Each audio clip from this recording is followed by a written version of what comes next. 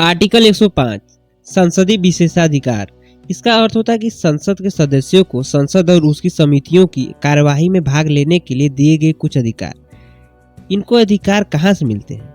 संविधान का प्रावधान से, संसद के कानून से, संसदीय परंपरा से, न्यायालय के निर्णय से, संसद के दोनों सदनों के नियम से, जो विशेषाधिकार 44वें संविधान संशोधन 1978 से पहले उपलब्ध थे। विशेषाधिकारों का वर्गीकरण। व्यक्तिगत विशेषाधिकार जो प्रत्येक सदस्य को निजी रूप से उपलब्ध हो, जैसे वाक एवं अभिव्यक्ति की स्वतंत्रता, बोलने, कहने, प्रकट करने की आजादी, सदन में बोले गए शब्द या आचरण पर न्यायालय में कार्यवाही नहीं।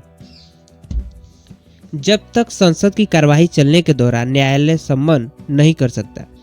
संसद की कार्यवाही चलने के दौरान कार्यवाही से 40 दिन पहले और कार्यवाही से 40 दिन बाद सिविल मामले की गिरफ्तारी नहीं हो सकती।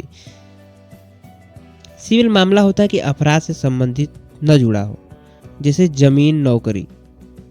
और क्रिमिनल मामला होता है जो अपराध से जुड़ा हो। और दूसरा होता है कि सामूहिक विशेषाधिकार, संसद की कार्यवाही को प्रकाशित करने या रोकने का अधिकार, संसद की कार्यवाही में किसी को भाग लेने के निर्णय का अधिकार। अगला है कि संसद की अवमानना या विशेषाधिकार के उल्लंघन के लिए दंड देना, संसद की किसी सदस्य की गिरफ्तारी या सजा से मुक्ति या जेल से बाहर आने इत्यादि सूचना प्राप्त करने का अधिकार।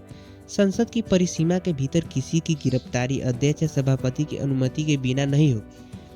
अगला कि किसी मामले में जांच करने का अधिकार और किसी को गवाह के रूप में उपस्थित कराने का अधिकार।